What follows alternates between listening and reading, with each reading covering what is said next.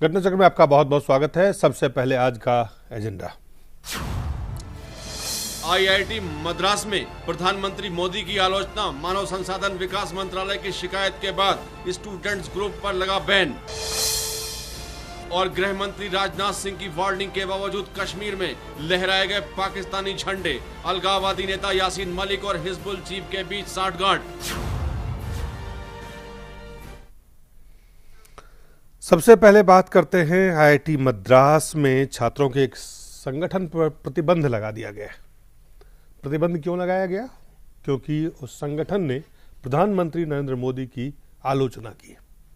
ये दावे किए जा रहे हैं, लेकिन जो बातें सामने आ रही है कि इन छात्र संगठन ने आईआईटी मद्रास के नाम का या पता का उपयोग किया है, और यही कहना है जो आईआईटी के डायरेक्टर हैं उन्हीं का कहना है कि उन्होंने सीधा बैन नहीं किया है। वो इंडिपेंडेंट है नागरिक के रूप में आलोचना करने के लिए, लेकिन वो मद्रास आईआईटी का नाम का इस्तेमाल ना करें। राहुल गांधी और स्मृति ईरानी के बीच में भी इस पर बयान आए हैं, लेकिन उस पर हम चर्चा करेंगे। लेकिन पहले दिखाते हैं अलग अलग जो मुख्य रूप से अंबिका सोनी ने क्या कहा है इसमें।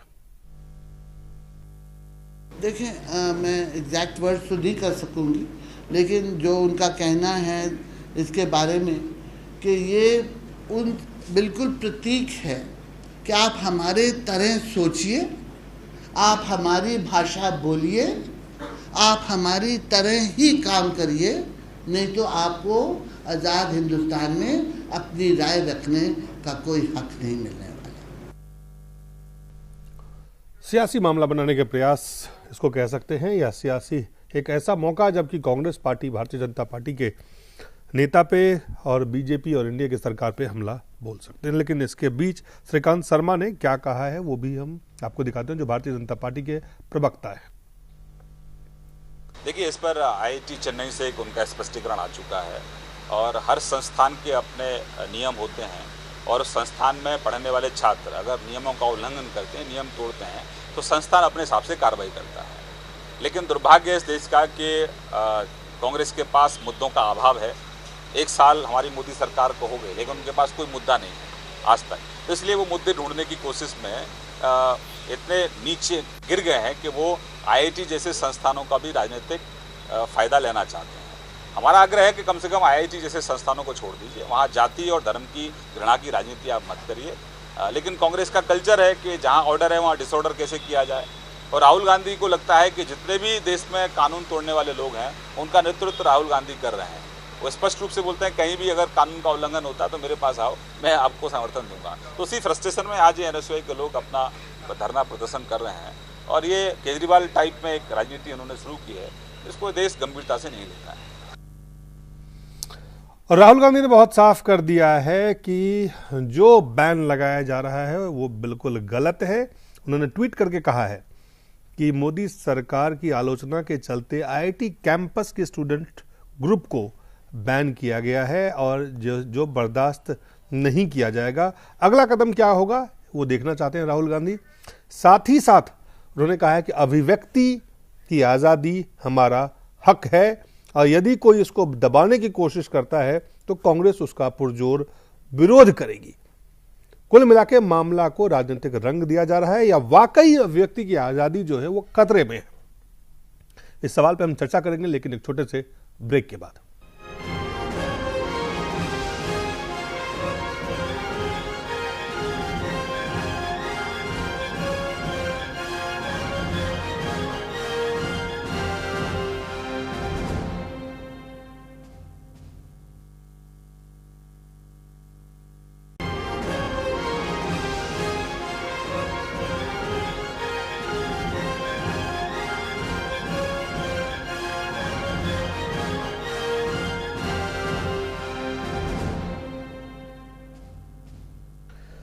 तो क्या मोदी का विरोध करना और विरोध करने के कारण उन पे बैन लगना, अभिव्यक्ति की आज़ादी जो हक है उसके विपरीत ये काम हो रहा है? ये सवाल है, क्योंकि जो कांग्रेस पार्टी के नेता कह रहे हैं, कांग्रेस पार्टी के प्रवक्ता कह रहे हैं, कांग्रेस पार्टी के उपाध्यक्ष कह रहे हैं कि किसी भी कीमत पर इसे बर्दाश्त नहीं किया जा सकता है। सवाल है कि ये मामला पूरे तरह से अगर देखें तो क्या है और क्या कह रहे हैं वो हमने आपको बताया, लेकिन सबसे पहले उपेंद्र जी आपसे शुरुआत करते हैं। ये जो मामला है, जो डायरेक्टर ने कहा है कि आप इंडिपेंडेंट आप करिए, आप जो आलोचना करना है आप इंस्टीट्यूशन का नाम लेके नहीं कर सकते हैं।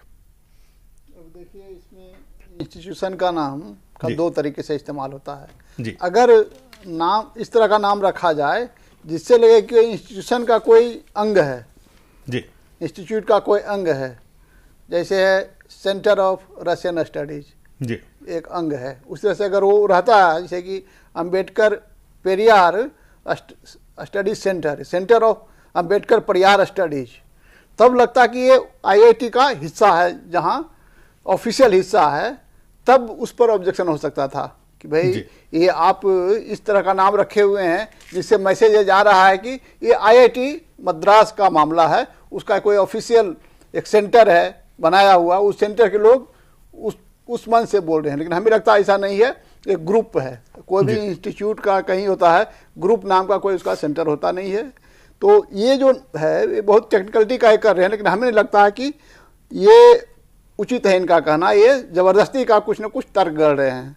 हमें जहाँ तक पता है कि दो मामले पर उन्होंने अभी कुछ मुखरता दिखलाई थी, एक था गौ हत्या, दूसरा था हिंदी का इम्पोजिशन। तो हिंदी के इम्पोजिशन का सवाल है कि ठीक है, मैं तो हिंदी समर्थक हूँ, लेकिन फिर भी अगर कोई हिंदी का विरोध कर रहा है तो विरोध करने की तो आज़ादी मिलनी चाहिए। खासकर तमिलनाडु में तो वहाँ तो बड़े बड़े आंदोलन चले हैं, करुणानिधि के खिलाफ बोलते हैं, जयललिता के खिलाफ बोलती है, तो वहाँ के अगर कुछ स्टूडेंट्स भी एक ग्रुप बना करके उस ग्रुप के मन से बोले तो उनके नहीं रोका जाना चाहिए, विरोध करने का अधिकार है, भले हम उनसे असहमत हो। गौ हत्या का मामला है तो इसका भी बहुत सारे लोग विरोध कर रहे हैं, तो जो विरोध कर रहे हैं उनको आप विरोध करने दीजिए। आपको अगर कानून बनाना तो बनाइए आप, लेकिन विरोध करने वालों को इस तरह से रोका नहीं जा सकता। इसलिए हमें लगता है कि इस मामले में चूक हुई है आईआईटी मैनेजमेंट से। शायद उन्होंने बहुत ज़्यादा जल्दबाजी दिखलाई, कुछ ज़्यादा उत्साह दिखलाया, और स्मृति ईरानी तो शायद कह रही है कि उन्होंने ऐसा कोई आदेश ही नहीं दिया था। तो अब पता नहीं, अब पूरी स्थिति स्पष्ट अभी नहीं हो पाई है। वहाँ के स्टूडेंट्स भी बहुत गोल गोल बोल रहे हैं कि भाई क्या उन्होंने बोला था क्या नहीं, या उनसे ढंग से पूछा नहीं जा रहा है। दूसरा है कि इंस्टीट्यूट का जो मैनेजमेंट है वो भी कुछ इस तरह से पेश कर रहा है कि जी बोलने के लिए तो ठीक है वो बोल सकते हैं, लेकिन इंस्टीट्यूट का नाम मत लगाइए। लेकिन अगर कुछ लड़के किसी कॉलेज से जुड़े हुए हैं और पता चला कि इस कॉलेज के लड़कों ने एक ग्रुप बना लिया है, उस ग्रुप के साथ कॉलेज का नाम जोड़ देना अपने आप में कोई गलत है नहीं जी। अगर कोई आईआईटी का स्टूडेंट्स हैं, 50 स्टूडेंट्स में ग्रुप बना रखा है और अपने आइडेंटिफाई करते हैं कि हम आईआईटी का हूँ, तो इसमें थोड़े कहेगा कि आप आईआईटी के नाम का इस्तेमाल कर रहे हैं। वो तो उनका हक है, उनकी आइडेंटिटी है, उनकी पहचान है आईआईटी का स्टूडेंट होना। तो अपनी पहचान का अगर कोई इस्तेमाल करे तो आप उसको कैसे रोक सकते हैं? ये क्या इसको माना जाए कि अभिव्यक्ति की आज़ादी पे सीधा हमला है?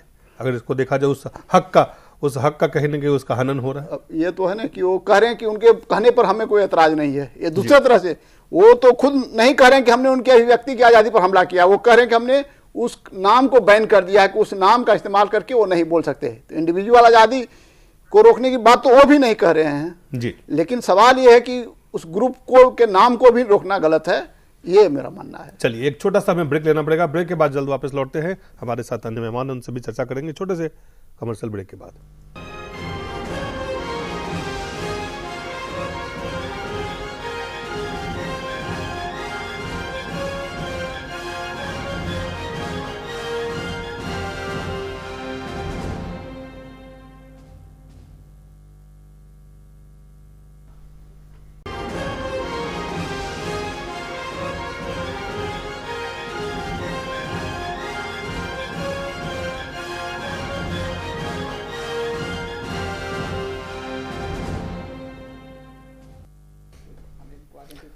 हम चर्चा कर रहे हैं, एक बार फिर से स्वागत है कि क्या अभिव्यक्ति की आज़ादी को लेके जो खास करके मद्रास जो आईआईटी है वहाँ पे जो ग्रुप पे पाबंदी लगी है, पाबंदी से ये सवाल उठने लगे हैं कि क्या प्रधानमंत्री की आलोचना करने से बैन लगाना उस पर जायज़ है, क्या बैन लगाना चाहिए था?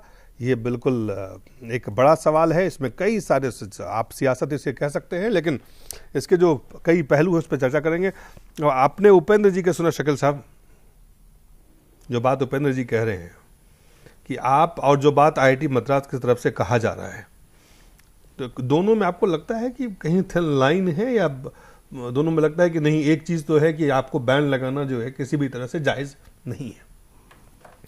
नहीं, ये तो आपका निष्कर्ष है कि बैन लगाना जायज़ है या नहीं है। जी, सबसे पहली बात यह है कि जो अभी ट्रेंड चल रहा है जी, उस ट्रेंड का एक हिस्सा है कि जिस बात की आकांक्षाएं, शंकाएं लोगों को थी कि अब सरकार जो जिस लाइन पे जा रही है, जिस शंका व्यक्त की जा रही थी कि वहाँ व्यक्ति की आज़ादी का महत्व नहीं है, उसका थोड़ी थोड़ी छोटी छोटी ये मिसालें हैं। अब उसको तो आप ये कह रहे हैं कि जो आशंकाएं थी कि प्रधानमंत्री अगर नरेंद्र मोदी बनते हैं तो लोगों की जो अभिव्यक्ति बीजेपी और जी, आरएसएस की या आप ये कह रहे हैं कि बीजेपी और आरएसएस के सरकार में इस तरह की चीजें पहले से अपेक्षित थे, अपेक्षित थी, उसी का ये नमूना है? उसका नमूना है। कई एक जगह नहीं और भी जगह कई जगह हो रहे हैं। जी। अब ये अलग सवाल है कि ये सही है या गलत है। हो रहे हैं, आप ये मानते हैं कि उसी का एक्सप्रेशन है? उसी का हिस्सा हम मानते हैं वो आप, और वो हो रहा है, उसका ये अब वो एक सैंपल, छोटा बड़ा सैंपल अलग अलग आपको देखने को मिल रहे हैं। जी। तो ये बड़ा सवाल है, छोटा सिर्फ आईआईटी मद्रास का सवाल नहीं, आप कह रहे हैं कई जगह हो गए सवाल और होते रहेंगे। अब जैसे हम उपेंद्र जी बोल रहे थे इंस्टीट्यूशन को, अब उतना डिफाइन ही कर रहे थे, हम तो उतने भी डिफाइन करने की बात नहीं समझते हैं। जैसे सभी पॉलिटिकल पार्टी के छात्र विंग है, वो आईआईटी में भी हो सकते हैं, मेडिकल कॉलेज में भी हैं, सब जगह हैं। वो छात्र विंग जो हैं अपने अपने आइडियोलॉजी का प्रमोट करते हैं जी, और अपने अपने आइडियोलॉजी, अपनी अपनी पॉलिटिकल पार्टी का प्रमोट करते हैं और अपने पॉलिटिकल लाइन के ऊपर एक दूसरे के ऊपर अटैक करते हैं। चाहे सरकार का, प्रधानमंत्री को अटैक करने का सिलसिला बहुत पुराना है, नेहरू जी को भी बख्शा नहीं गया है इस हिंदुस्तान में। यही हिंदुस्तान के डेमोक्रेसी में अभिव्यक्ति की आज़ादी का मतलब माना जाता था कि कोई आदमी चाहे कितनी ही ऊंचे ओहदे पर है। ये यहाँ तानाशाही उस सद्दाम हुसैन की तो है नहीं, मिडिल ईस्ट के कई राजाओं की तानाशाही तो हिंदुस्तान में नहीं है कि वहां बोलना मना है जी। उसी तरह से अब उस तरह का एक नमूना जो लोगों को शंकाएं थी समझ में आ रहे, वो छात्रों का एक ग्रुप है, वो दलित छात्रों का एक ग्रुप है, एक मान्यता प्राप्त ग्रुप है सब जगह। वो अपने आइडियोलॉजी का, अपने साथ हो रहे जुल्म जो सदियों से हुई है उसके लिए वो लड़ रहे हैं और वो आईआईटी जैसे बड़ी संस्था में पहुंचे हैं तो वहां भी उनको कठिनाई होती है। तो वो लोग पढ़े लिखे लोग हैं, मेडिकल कॉलेजेस में भी हमने देखा है हिंदुस्तान भर में, और ये जर्नल यूनिवर्सिटी और कॉलेजेस से हटके ये जो टेक्निकल कॉलेजेस है वहां और पढ़े लिखे ज्यादा लड़के आते हैं, तो उनको एक आइडियोलॉजी है उनके पास, उनके वो आइडियोलॉजी। जी, मैं आपके पास लौट के मुझे आना पड़ेगा। हमारे साथ प्रोफेसर विवेक कुमार हैं जवाहरलाल नेहरू यूनिवर्सिटी से। विवेक जी, ये जो पूरा जो मामला है इसको कैसे देखा जाए? नहीं, मुझे लग रहा है कि थोड़ा जल्दीबाजी होगी कुछ इससे निर्णय निकालने में जी, लेकिन फौरी तौर पे इतना कहा जा सकता है कि अगर यूनिवर्सिटी में लोग सोचेंगे नहीं, चाहे वो गलत सोचे वो सही फिर कहाँ सोचेंगे। और यूनिवर्सिटी में कोई फिनिश्ड आइडियोलॉजी लेके नहीं आता है। अभी कुछ सज्जन बोल रहे थे कि वो आइडियोलॉजी लेके आते हैं, इनको नितांत कुछ मेरे जानकारी नहीं है कि आईआईटी में इंटर पास बच्चे अभी आते हैं। इंटर पास बच्चों के पास क्या आइडियोलॉजी होती है, और वहां पर वो जो मास्टर है वो क्या सोचने देता है उनके पास?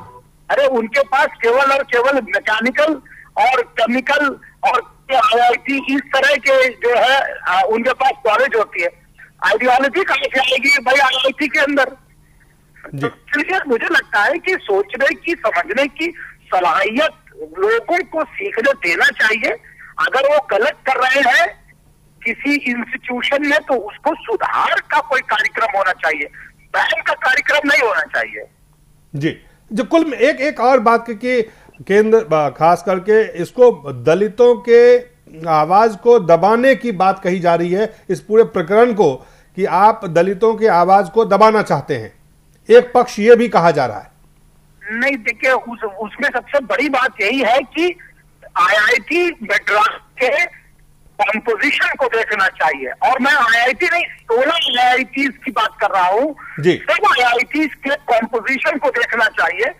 उस कॉम्पोजिशन में स्टूडेंट्स और टीचर्स दोनों कॉम्पोजिशन देखना चाहिए। उसमें आपको पता नहीं चलेगा सवर्ण समाज के लोग ज्यादा तादाद में होते हैं, और मद्रास आईआईटी के अंदर 400 टीचर्स ब्राह्मण समाज के हैं जी। जरा उनको देख लीजिए कि उनको किस प्रकार की क्षति पहुंचा सकता था ये छोटा सा ग्रुप, ये नहीं समझ में आ रहा है। तो इसका मतलब यही है कि कहीं ना कहीं जाति असहिष्णुता वहां के सौ छात्रों में है, न कि इन छात्रों में। जी, तो विवेक जी, इसके 3 पहलू हैं। एक है जो बैन है, दूसरा है जो अभिव्यक्ति की आजादी है, तीसरा है कि प्रधानमंत्री दलित विरोधी, मोदी सरकार को दलित विरोधी बताया। क्या ये 3 पहलू अलग अलग है या ये सियासत जो है देश में उसका एक हिस्सा है? नहीं, देखिए, इसमें सबसे बड़ा बात है कि नेचुरल जस्टिस का गला घोटा गया है। एक लेटर होता है जिसके ऊपर कोई भी औचित्य या संज्ञान नहीं ले सकता, क्योंकि वो एड्रेस लेटर है, उसमें सम स्टूडेंट्स लिखा हुआ है। तो अनलेस अनटिल उस लेटर की ऑथेंटिकेशन की न कर ली जाती, तब तक उस पर मंत्रालय कैसे कोई वो भेज सकता है? आईआईटी को उन्होंने भेज दिया बिना उसका सत्यापन किए हुए। तो ये नेचुरल जस्टिस का गला घोटना हुआ। दूसरा हुआ कि उनको न सुना जाना। आईआईटी ने कहा कि जो स्टडीज होगी तब हम सुनेंगे उनको, अगले मंथ पे बात करते हैं। तो ये तो पूरा का पूरा प्रकरण राजनीति से प्रेरित लग रहा है। अब इसको अब कोई भी नाम दे सकते हैं। जी, तो कुल मिलाकर के इसको लोग भारतीय जनता पार्टी, एनडीए सरकार, मोदी सरकार से जो जोड़ के देखा जा रहा है, इसको भी आप जायज मानते हैं? नहीं, मुझे लगता है कि सरकार का इसमें तो साहब पूरा का पूरा लेटर दिखाई दे रहा है जॉइंट सेक्रेटरी का और अंडर सेक्रेटरी का। जी, अंडर सेक्रेटरी का अगर लेटर दिखाई दे रहा है तो सरकार इसमें पार्टी है। सरकार इसमें पार्टी है, और ये जो परंपरा है, ये जो सोच है, ये जो चीज है, ये कहीं ना कहीं आप कह रहे हैं जो नेचुरल जस्टिस, जो न्याय के है, उसके ठीक विपरीत है। नहीं, बिल्कुल सही है, बिल्कुल खिलाफ है उसके। आप एक ऐसा लेटर जिस पर कोई नाम नहीं लिखा है, सम स्टूडेंट, इसका मतलब मेरे कल खिलाफ कर लेंगे आप, मेरे खिलाफ आप करके वो डाल देंगे, तो फिर मैं क्या करूंगा? कोई भी डाल देगा, ऐसे वो लिया जाएगा संज्ञान। चलिए, बहुत बहुत धन्यवाद विवेक जी। पुष्पन, थैंक यू। देखिए, मुझे लगता है कि 2 चीजें हैं इसमें, जो विवेक जी भी कह रहे हैं और उपेंद्र जी भी कह रहे हैं कि ये बैन जो है किस तरह लगा और किसके कहने से लगा और उसमें इंस्टीट्यूशन का नाम शामिल है या इंडिविजुअल है, एक बात है। जहां तक फ्रीडम ऑफ स्पीच और अभिव्यक्ति की जो आजकल लोग बहुत ज्यादा बात कर रहे हैं, मुझे लगता है कि मोदी के आने के बाद से इस देश में एक तरीके से उल्टी गिनती शुरू हो गई है। हर किसी घटना, चलती फिरती छोटी बड़ी को ऐसे बताया जा रहा है कि देश में मिजाज बन रहा है, हर जगह ऐसा हो रहा है। किसी कंपनी में, प्राइवेट कंपनी में मुसलमान लड़के को नौकरी नहीं दी गई, नहीं, ये सब कुछ इस सरकार के आने के बाद हो रहा है। किसी को मकान नहीं मिल रहा तो इस सरकार के आने के बाद हो रहा है। मुझे लगता है कि बार बार कंटिन्यूअसली चर्चों पे अटैक हो रहे हैं। पूरे देश के चर्च खतरे में हैं, मस्जिदें खतरे में हैं, मुसलमान खतरे में हैं, माइनॉरिटी खतरे में हैं। ये इस किस्म का माहौल इस मुल्क में इसलिए बनाया जा रहा है कि इस सरकार को ऑन द टो रखो लगातार। घटना चाहे एक आदमी की हो, चाहे एक समूह की हो, चाहे किसी से डायरेक्टली इन्वॉल्व हो ना हो, लेकिन मोदी सरकार जो है वो लगातार हो रही है। और इस अभिव्यक्ति की बातें वो लोग कर रहे हैं जिस सरकार ने, अभी कपिल सिब्बल ने, जब आप सरकार में थे तो इन्हीं ने सोशल मीडिया को सेंसर करने की जब बात की थी, तब अभिव्यक्ति की आजादी नहीं थी। जब इंदिरा गांधी ने इस देश के अंदर पूरे राइट सबके खत्म कर दिए थे और ऐसा दमनकारी चक्र चलाया, तब किसी की अभिव्यक्ति की बात नहीं हो रही थी। लेकिन एक छोटी सी घटना को दलितों ने थे, वो इत्तेफाक से दलित निकल आए। अगर वो दलित नहीं होते तो ये बैन होता तो क्या उसको कोई अनजस्टिफाइड ठहराता? लेकिन इस पूरी घटना को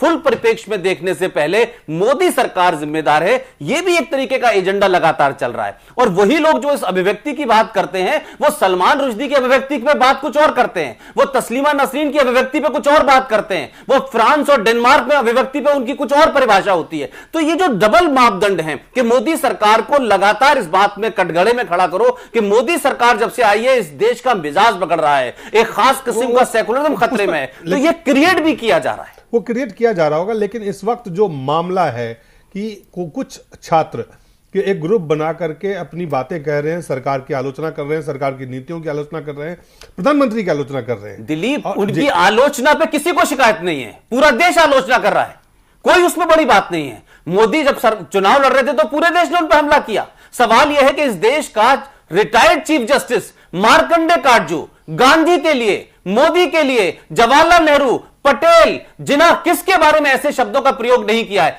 मैं ये नहीं कह रहा कि किसी को नहीं, उनपे किसने एक्शन किया है, मैं ये नहीं ठहरा रहा कि जो कुछ वहां हो रहा है वो, लेकिन क्या ये सच मानो में मोदी सरकार इसके लिए जिम्मेदार है या नहीं है, उससे पहले ही आप उस जम कंक्लूजन वाली बात है।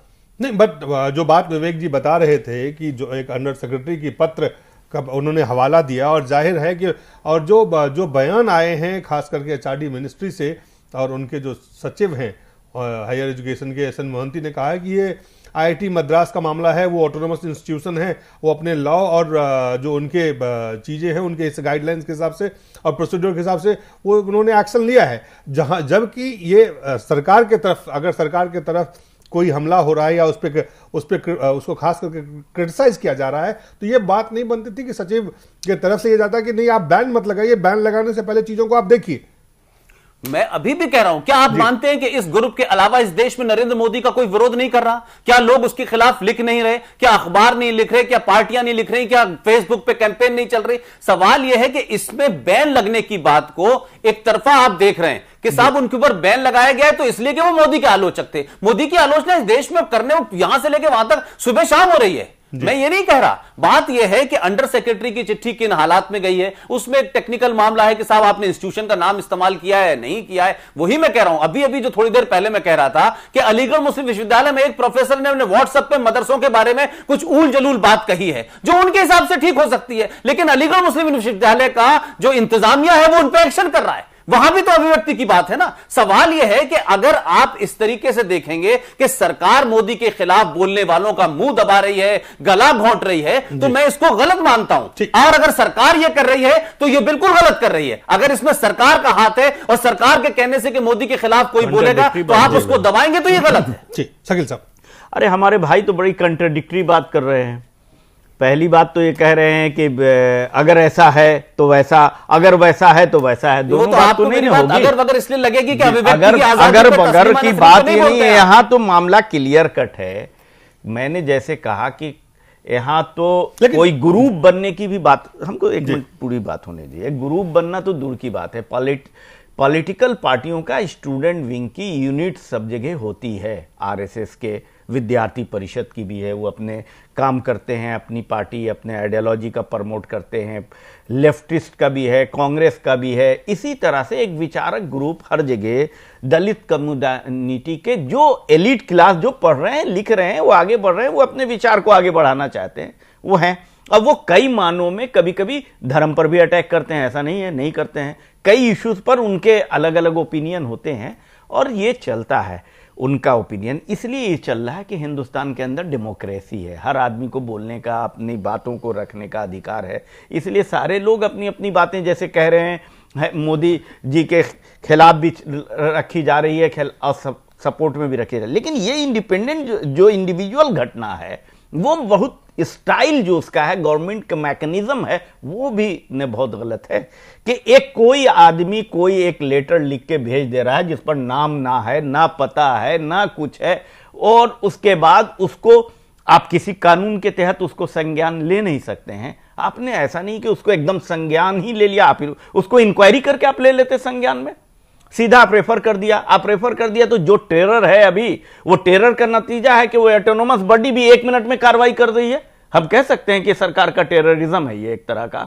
कि वो ऑटोनोमस बॉडी भी 1 मिनट देर नहीं कर रही है कि हम जांच कर लें, पड़ताल कर लें, अपनी बात को हम सरकार तक पहुंचा दें। अगर सरकार फिर कहती है तो कोई कार्रवाई करे। अब आज सरकार बैकफुट पर क्यों है कि उन्होंने अपने से कार्रवाई किया, जब उनके पूरे डिपार्टमेंट की तरफ से पूरी कार्रवाई की गई है, लेटर रिसीव किए गए, लेटर भेजे गए, यह भी बताया गया कि उस पर किसी के दस्तखत नहीं है, फिर भी कार्रवाई करने को कहा गया। इसका मतलब ये बताने की एक शुरुआत है, कोशिश है कि आपको किस लाइन पर जाना है। अब सबके खिलाफ आप नहीं बोल सकते हैं, कुछ लोगों के खिलाफ पूरे बोलने के लिए राइट है, जुबान खोलने की पूरी राइट है, लेकिन कुछ लोगों के खिलाफ आपको बोलने की राइट नहीं। ये क्या उपेंद्र जी, क्या हम जो कहते हैं बाहर जाके इसको देख रहे हैं, एक छोटी सी घटना है, गंभीर है, उसमें कई सारे तथ्यों का अभी जांच करके उस पर बातें साफ होनी चाहिए, और अगर ये सरकार के माध्यम से या आईआईटी के जो अपने रूल्स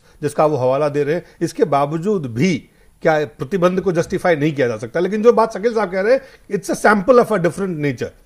अभी देखिए, जब तक पता नहीं चलेगा कि कैसे कैसे क्या हुआ, जी, क्योंकि वहाँ का रिलेशन क्या है, वो जो ग्रुप है उस ग्रुप का वहाँ के मैनेजमेंट से क्या रिलेशन रहा है, ये जानना जरूरी है। हो सकता है कि दोनों के रिलेशन में पहले ही से तनाव हो, क्योंकि बहुत सारे जो मेडिकल कॉलेजेज जो सरकार की तरफ से ये बात कर, जिसका हवाला जो बात देखिए, सरकार की चिट्ठी हासिल की जा सकती है। अगर वो मैनेजमेंट और उसके बीच में बहुत टसल चल रहा हो सकता है मैनेजमेंट के किसी आदमी ने भेज दिया होगा मिनिस्ट्री में, और वो मैनेज करके उसे चिट्ठी लिखवा भेजे। लेकिन सरकार का ही रवैया तो है नहीं, हम आज लिख दे नहीं, लेकिन सरकार को तो अभी भी स्टेप इन करना चाहिए। ये तो कोई दस्तखत नहीं है ना कंप्लेन का, बिना दस्तखत का आ गया सरकार की तरफ से कि ऑटोनोमस बॉडी है, इस पे आप नहीं, लेकिन ऑटोनोमस बॉडी अगर कुछ गलत काम कर रही है, अनडेमोक्रेटिक काम कर रही है, अनकॉन्स्टिट्यूशनल काम कर रही है, तो पॉलिटिकल जिम्मेदारी तो पॉलिटिकल लीडरशिप को प्रति है, मिनिस्ट्री को ही है। मिनिस्ट्री है जो उसके एकेडमिक काम में हस्तक्षेप मत करे। लेकिन अगर वहां किसी के साथ अन्याय हो रहा है और वो उसको ठीक करना, दुरुस्त करना तो इतना है ही। मान लिया वहां पर डिस्क्रिमिनेशन होता है दलितों के साथ, उनके लिए उनको मेस में खाने के लिए नहीं दिया जाता, उनको कहा तुम अलग मेस में खाना खाओ, तो क्या ये मिनिस्ट्री कहेगा कि ऑटोनोमस बॉडी है, वहां का मैनेजमेंट सब जैसे को स्टेप इन करना पड़ेगा, इसको अपनी तरफ से कार्रवाई करनी पड़ेगी। तो ये एक तो मिस्टेक इसका है। लेकिन फिर भी मैं ये नहीं मानता हूं जितना शकील जी कह रहे हैं कि सरकार का ही हाथ हो। मैं इस मामले में पुष्पेंद्र जी से मैं ज्यादा सहमत हूं। मुझे लग रहा है कि वहां का जो लोकल कॉन्फ्लिक्ट है मैनेजमेंट के साथ, क्योंकि बहुत सारे इंस्टीट्यूट्स हैं इंडिया में, ये टेंशन रहता है दलितों के साथ, एक टेंशन का माहौल रहता है। एम्स में भी है, आईआईटी दिल्ली में भी है, और बहुत जगह है, दिल्ली यूनिवर्सिटी में भी है। वो समाज का रिफ्लेक्शन और डेंजर है, ये और डेंजर है। हम वो एंगल नहीं कह रहे, उनके बीच में जो तनाव हो और वो कार्रवाई करते तब ठीक है। वो सरकार के पास एक लेटर बिना दस्तखत का आता है और वो चला जाता है, वो नहीं इंपॉर्टेंट है, उनका तो डिस्प्यूट अलग है। तो लेकिन हमें लगता है कि सरकार को इस पर अभी भी स्पष्ट होकर आना चाहिए कि वहां जो किया है ऑटोनोमस इंस्टीट्यूट ने, क्या इसे सहमत है या असहमत है। फिर है कि वो वही, जब तक मैं चिट्ठी देखूंगा नहीं कि क्या इसने चिट्ठी लिखा है, लेकिन है कि उसको फॉरवर्ड करना भी गलत है। अगर बिना कुछ लिखे हुए उसको फॉरवर्ड कर दिया होगा कि इस पर, और अभी तक सरकार इस मामले में जो है कि ऑटोनोमस है ये कह के सरकार खड़ी नहीं हो सकती, आप ये कह रहे हैं। सरकार की तरफ से अभी तक एक एक्टिव उस प्रतिक्रिया उस पर। मैं जो बात कहना चाह रहा हूं कि मान लीजिए कि ये घटना मोदी के खिलाफ कुछ लोग बोले और उसको बुरा भला समझा गया और बैन लगा दिया गया, लेकिन इस पूरी खबर में एक और ट्विस्ट है।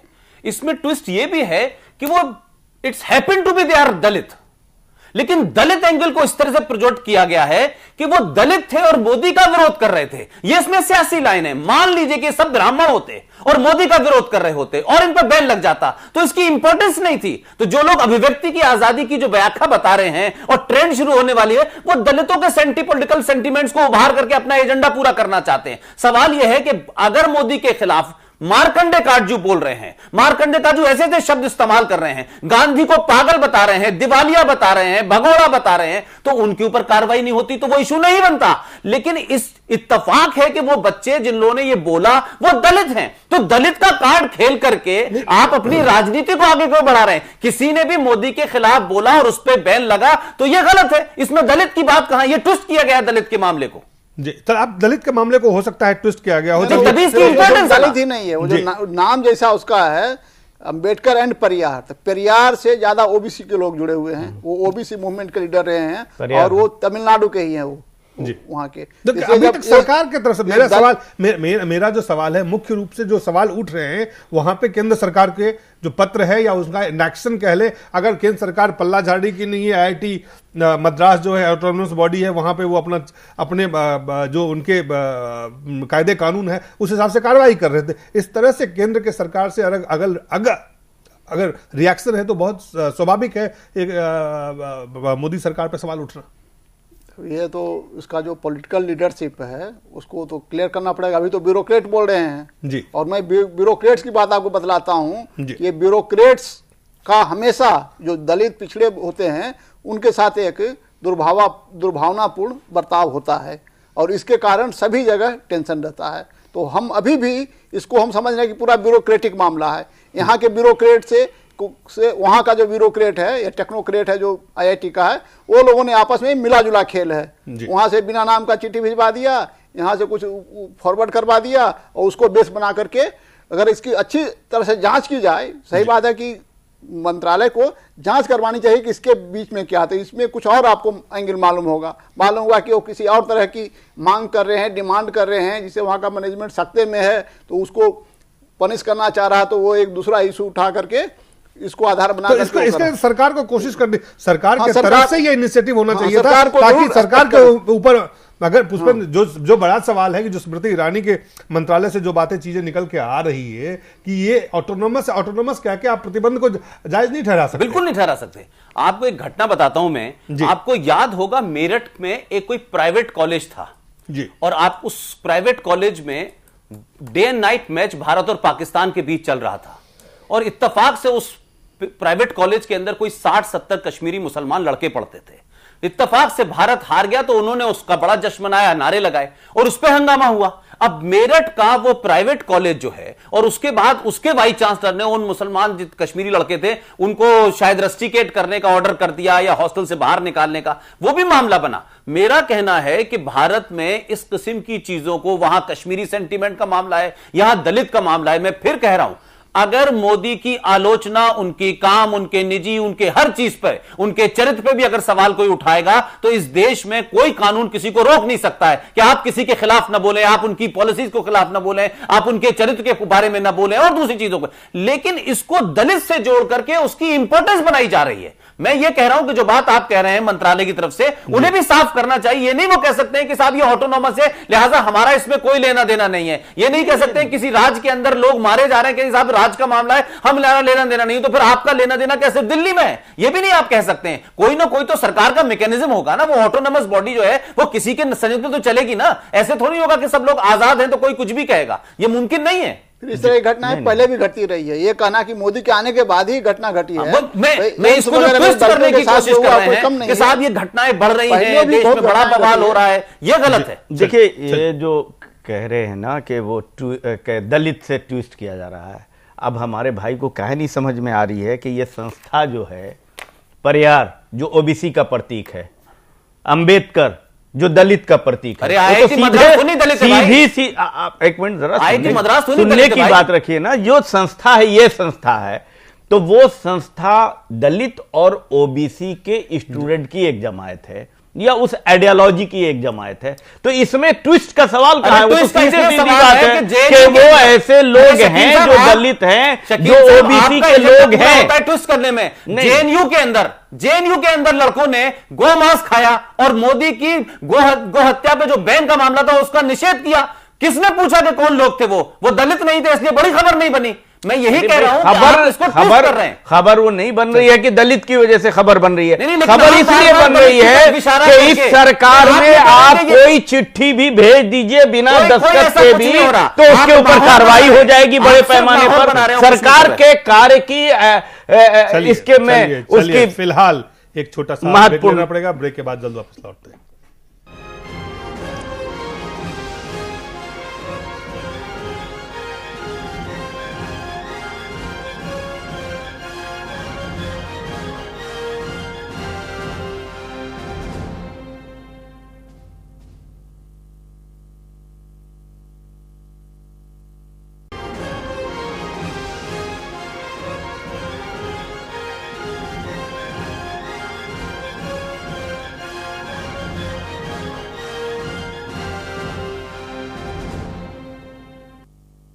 एक बार फिर से स्वागत है। गृह मंत्री राजनाथ सिंह के वार्निंग के बावजूद भी कश्मीर में लगातार पाकिस्तानी परस्त तत्व जो है वो लगातार भारत विरोधी नारे लगा रहे हैं, पाकिस्तानी झंडे लहरा रहे हैं। और आज अलगाववादी नेता यासीन मलिक की गिरफ्तारी भी हुई है। सबसे पहले आपको दिखाते हैं राजनाथ सिंह के उस बयान को। मैंने कल जाकर जम्मू कश्मीर में कहा है कि मैं सब कुछ बर्दाश्त कर सकता हूं, लेकिन हिंदुस्तान की धरती पर पाकिस्तान जिंदाबाद नहीं बर्दाश्त कर सकता हूं। कल जाकर दो शब्दों में और मैंने कहा ऐसे लोगों का स्थान उनका घर नहीं होना चाहिए, सरकार की जेल होनी चाहिए। इस समय अफवाहों का वाला धर्म है। 4-4 महीने लोग विदेशों से घूमकर आते हैं और यहां बिल्कुल अफवाहों का दौर चलने लगता है। सिलसिला रुकना चाहिए, समय दीजिए। और आपको यकीन दिलाता हूं, समय 5 से लेकर 10 वर्ष के अंदर भारत एक ऐसा भारत बनेगा जो केवल धनवान भारत ही नहीं होगा, बल्कि ज्ञान और विज्ञान में भी सारे विश्व का नेतृत्व करने वाला एक महान भारत बनेगा।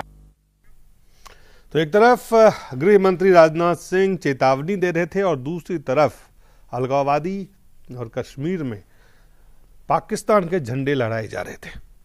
बड़ा सवाल ये है कि आखिर ये पूरी जो स्थिति है उपेंद्र जी, वहाँ पे यहाँ से वार्निंग, वहाँ पे वो हैपनिंग इवेंट्स, और यहाँ पे आप देखें अगर हुर्रियत के चेयरमैन मीरवाइज फारूक ने पाकिस्तानी झंडा को लहराया। अब देखिए ये तो युद्ध तो है ही, क्योंकि एक मनोवैज्ञानिक, अब ये युद्ध बिल्कुल मनोवैज्ञानिक युद्ध है उसके लिए भी। तो इस युद्ध को उन लोगों के मन में जीतना पड़ेगा जी। तो ये जो मनोवैज्ञानिक युद्ध है वो झंडा फहरा करके अपना इरादा को व्यक्त करें कि हमारा ये इरादा है। केंद्र सरकार, लेकिन जो दावे हैं गृह मंत्री के दावे और जो जी अपना इरादा है अपना व्यक्त कर रहे हैं कि हम उन्हें बर्दाश्त नहीं करेंगे, तो ये अपना इरादा व्यक्त कर रहे हैं, वो अपना इरादा व्यक्त कर रहे हैं। तो ये एक मनोवैज्ञानिक युद्ध है और इसको मनोवैज्ञानिक स्तर पर भी जीतना पड़ेगा। और हमको लगता है कि ये कोई बहुत शॉर्ट टर्म इसका सोल्यूशन नहीं है। ये जब तक वो जो अलगाववादी हैं वो जब थक नहीं जाएंगे, झंडा फहराते नारा लगाते जब तक वो थक नहीं जाएंगे तब तक वो बंद नहीं करेंगे। बाकी हमें तो नहीं लगता है कि इसका कोई शॉर्ट टर्म सॉल्यूशन है। बाकी ठीक है, केंद्र सरकार का अपना स्टैंड है, स्टैंड क्लियर करते रहे, उसको अपना सख्ती से जवाब देते रहे। केंद्र सरकार में कोई स्टैंड नहीं हुआ, बीजेपी और पीडीपी की सरकार भी है पुष्पेंद्र। ये वो सरकार है जिस सरकार को बनाने में बीजेपी ने पूरी कोशिश करके वहां सरकार बनाई, और उस सरकार के आने के बाद जो स्थिति है, जो पाकिस्तानी परस्तत्व है उनका लगातार वहां पे जो एक तरह से ओपन एक तरह से जो पहले अलगाववाद और उग्रवाद, जो उग्रवादी थे उनके बीच की जो सांठगांठ थी, अब बिल्कुल ओपन में। देखिए ये बात सच है कि पीडीपी और बीजेपी की सरकार कश्मीर में बनने के बाद पिछले, अगर हम मनमोहन की सरकार को देखें तो खासतौर से यूपीए 2 में अगर देखें तो मुझे नहीं कोई घटना ऐसी याद कि जिसमें पाकिस्तान के झंडे या नारे या इस किस्म से मसर्रत टाइप के लोगों को छोड़ना, या आसिया अंदराबी जो दख्तरान मिल्लत की चीफ है, कभी उसने नेशनल एंथम गाया हो उनका पाकिस्तान का, ये मुझे याद नहीं है।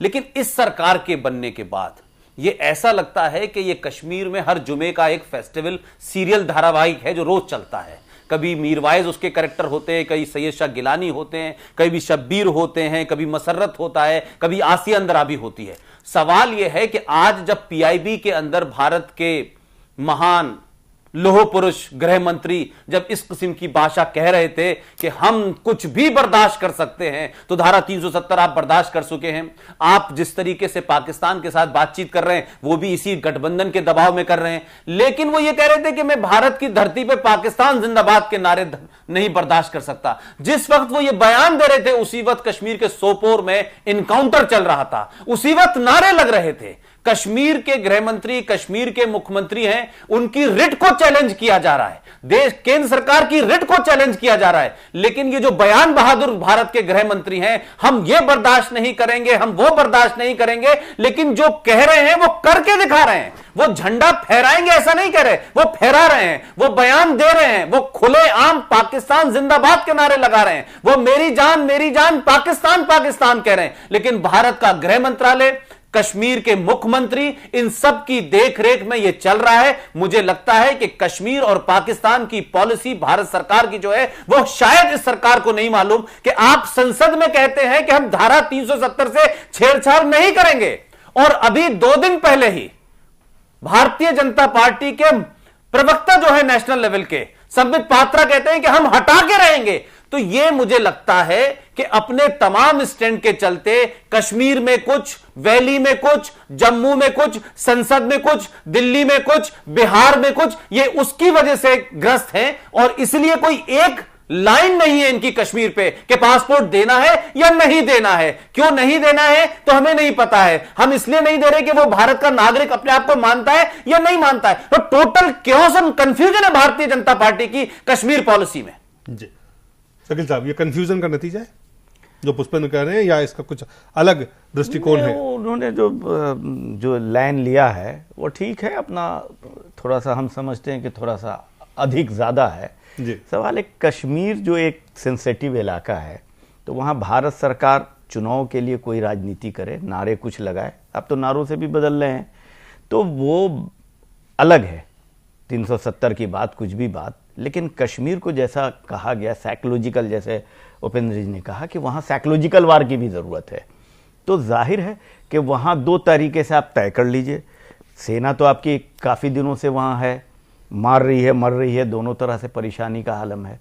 लेकिन वहाँ पर पीस का जो वातावरण डायलॉग के बाद जब बनता है तो कुछ कभी कभी शांति की तरफ बढ़ता है कदम। हम समझते हैं कि अभी ऐसा बहुत उग्र कदम नहीं है, ये शांति की तरफ बहुत हद तक है। इसलिए वहाँ के लिए हम कहें एकदम जो हार्ड लाइन जो पहले लेते थे बीजेपी, और वो आज सरकार में है, उनको मजबूरी है, उससे कश्मीर के इश्यूज के मुताबिक उनको काम करना पड़ेगा। उसी तरह से वहाँ सरकार चलानी भी मजबूरी थी उनकी, जो उनके शेयर होल्डर बने हुए हैं। अब उसके नतीजे में भी कुछ चीज़ें हैं, लेकिन वही कहा जाता है ना कि जब पानी सर से ऊपर होता है तब बर्दाश्त के लायक नहीं है। हम समझते हैं कि अभी केंद्र सरकार को कुछ आशाएं, कुछ उम्मीद है, इसलिए ठीक है। अगर जिस दिन लगेगी आशाएं, उम्मीद नहीं है, इस तरह से भी देखा जाए कि भारतीय सेना, जो भारतीय रक्षा मंत्री ने कहा कि पहले बड़े ऑपरेशन के बजाय अब आतंकियों को चुन चुन कर मार गिराने की हम कार्रवाई कर रहे हैं, ये भारतीय रक्षा मंत्री ने कहा। राजनाथ सिंह गृह मंत्री कह रहे हैं कि हम इस तरह की चीज़ों को हम बर्दाश्त नहीं करेंगे। तो कहीं ना कहीं वहाँ पे जो नई सरकार, चाहे राज्य की हो चाहे केंद्र से जो एक दबाव है, उसके विपरीत भी रिएक्शन देख रहे हैं कश्मीर में। इसमें सच्चाई आप जो बोल रहे हैं, खास करके जो पीडीपी बीजेपी की जो सरकार बन गई है जी, इस सरकार से भी जो अलगाववादी हैं बहुत डरे हुए हैं। उनको लगता है पता नहीं क्या होगा आगे कश्मीर की राजनीतिक स्थिति क्या होगी, इसको लेकर वो खुद आशंकित हो गए। उनको लग रहा है कहीं ऐसा ना कि ये दोनों आपस में मिल जाएं तो उसका नीचे लेवल तक असर पड़े, पब्लिक लेवल पर असर पड़े, और पब्लिक जो धीरे धीरे उसमें स्वीकार्यता बढ़ती जाए। जो सरकारी स्टैंड है, जो भारत का जो स्टैंड है, उसकी स्वीकार्यता बढ़ न जाए इस अलायंस के कारण, इसका भी डर है। उस डर के कारण भी वो, जब बहुत बार आदमी जब कमजोर होता है ना, अपने को कमजोर महसूस करता है तो ज्यादा शोर मचाता है। तो ये जो पाकिस्तान कमजोरी का भी जी, यासिर मलिक का जो जिस तरह से सपोर्ट उन्होंने हिजबुल के चीफ को किया और कहा कि वो कमेटी बनाए, वो उनकी जांच करें, और हम भारतीय रक्षा मंत्री के बयान को अगर उनको देखें कि भारत की सेना जम्मू कश्मीर में आतंकवादियों से निपटने के लिए अपनी रणनीति बदल रहा है। वो कह रहे हैं कि पहले ऑपरेशन करते थे, अब वो चुन चुन कर आतंकवादियों को मार गिराने का काम कर रहे हैं। तो जो अलगाववादी और उग्रवादी के बीच में जो पहले एक टैसिट अंडरस्टैंडिंग जो एक्सपोज नहीं होता था, अब खुल के सामने आ रही है। इसके क्या वो भी हो सकता है शकील साहब, क्या ये दबाव का भी नतीजा है? आप देख रहे हैं केंद्र और राज्य सरकार, उसमें साफ साफ बातें हैं कि जो कश्मीर में जिस तरह बॉर्डर से टेररिज्म होती थी, उधर से आ जाते थे, बड़े पैमाने पर लोग आ जाते थे और टेरर फैलाते थे, वो बॉर्डर को तो काफी हद तक सेना ने रोक के रखा है। तो अब जो अंदर में जो हैं उनको अगर आक्रमण कर, उनको अगर पॉइंट कर करके अगर सरकार की ये नीति है जो कह रही है, तो इट इज द बेस्ट नीति कि वहां पर चूंकि हमने बाहर से उसी का नतीजा है ये जो रिएक्शन है पुष्पेंद्र, ये जो रिएक्शन है सरकार की, जो केंद्र सरकार की सेना की जो नीति है, जो रक्षा मंत्री जो कहा है, जो खबरें आ रही है, उन्होंने कहा कि पिछले वर्ष सेना ने 110 आतंकियों को मार गिराया था। तो ये सबसे बड़ी संख्या 4 साल में मारे गए जो आतंकी है, सबसे ज्यादा है इस बार।